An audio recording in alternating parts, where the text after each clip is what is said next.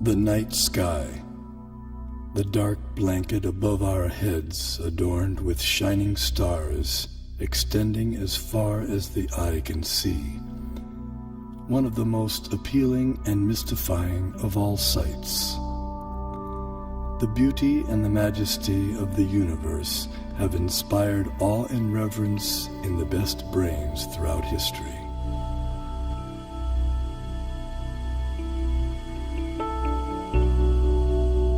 There is a perfect brain behind all the natural physical laws. This most beautiful system of the sun, planets and comets could only proceed from the counsel and dominion of a powerful and intelligent being.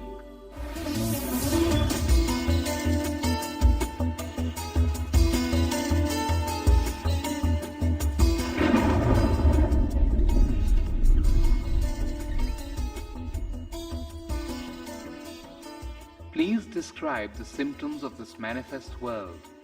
What is its background? How is it created? How is it conserved?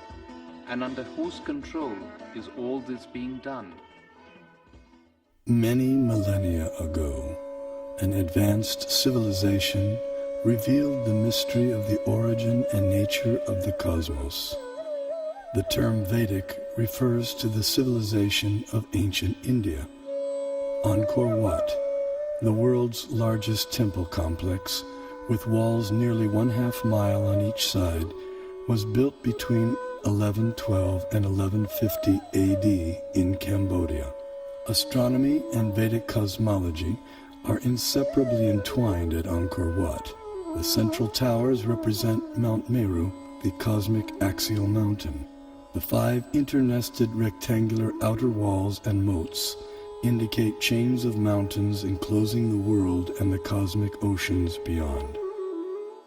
Science Journal noted that Angkor Wat had encoded precise calendrical, historical, and cosmological themes into the architectural plan for the temple.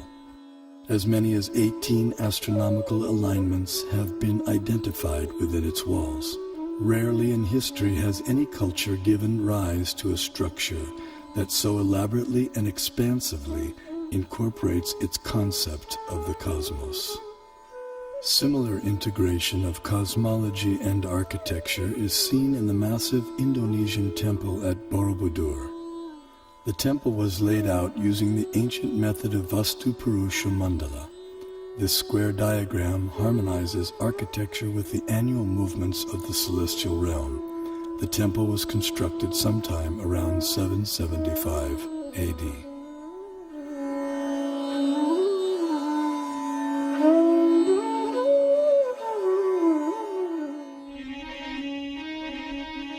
His Divine Grace A.C. Bhaktivedanta Swami, also known as Srila Prabhupada, author of 84 books on Vedic knowledge and founder of the International Society for Krishna Consciousness and the Bhaktivedanta Institute. He desired to erect the world's largest planetarium depicting Vedic cosmology through modern technology.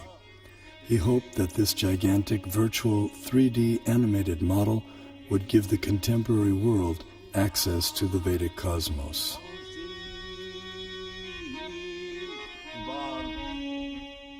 The Temple of Vedic Planetarium, we shall show the Vedic conception of planetary system within this material world and above the material world. Vishvanandana Swami, a prominent scholar of Vedic cosmology in the line of Shripad Madhvacharya, feels that the planetarium will expand the horizons of modern cosmological knowledge. We have a lot of information about this universe in our Vedic and Puranic scriptures. So certainly a person who is interested in exploration, he would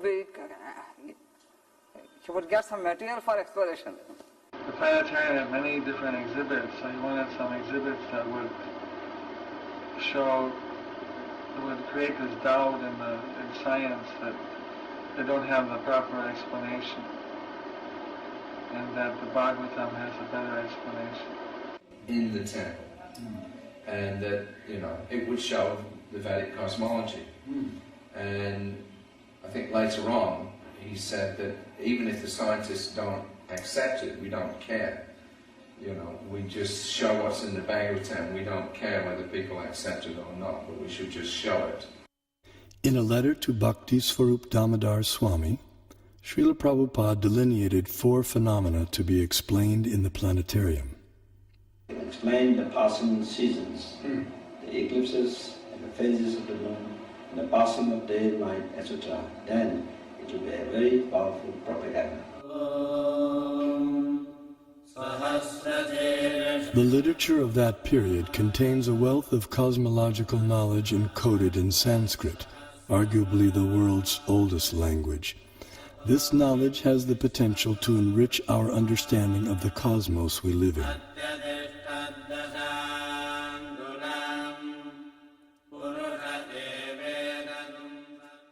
A fundamental principle of Vedic cosmology is the existence of a dual reality, material and non-material. Here we see the non-material sky filled with innumerable planets of permanent stature. Among these, the topmost planet, Goloka, is shaped like a lotus flower, and it is here that the super-intelligent designer of the cosmos, Sri Krishna, resides with his associates. Although knowledge of the non-material realm remains beyond ordinary perception, the Vedic knowledge of the material cosmos has been recognized as extraordinary by many eminent Western thinkers.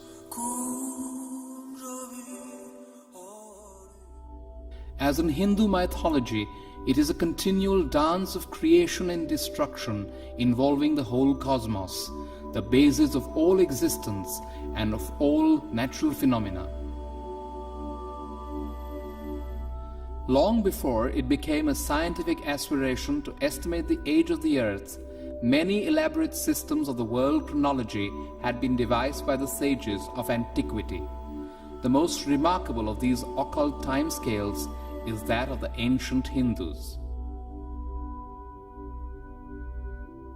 Indian cosmologists, the first to estimate the age of the earth at more than 4 billion years, they came closest to the modern ideas of atomism, quantum physics.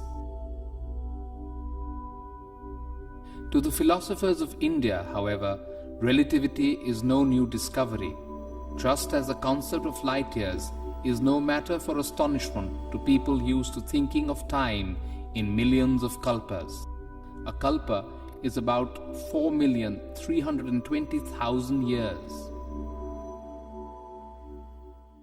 The Hindu religion is the only one of the world's great faiths dedicated to the idea that the cosmos itself undergoes an immense, indeed an infinite, number of deaths and rebirths.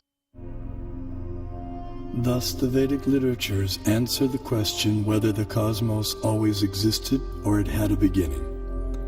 The temporal arena of repeated universal creations and destructions exists in a corner of the non-material sky.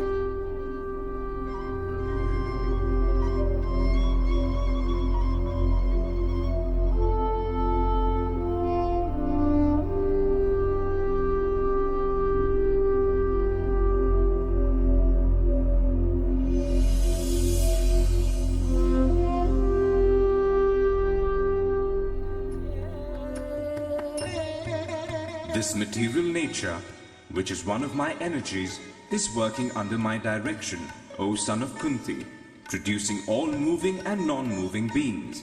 Under its rule, this manifestation is created and annihilated again and again. The only religion in which the timescales correspond, no doubt by accident, to those of modern scientific cosmology. Its cycles run from our ordinary day and night to a day and night of Brahma. 8.64 billion years long, longer than the age of the Earth or the Sun, and about half the time since the Big Bang. And there are much longer time scales still.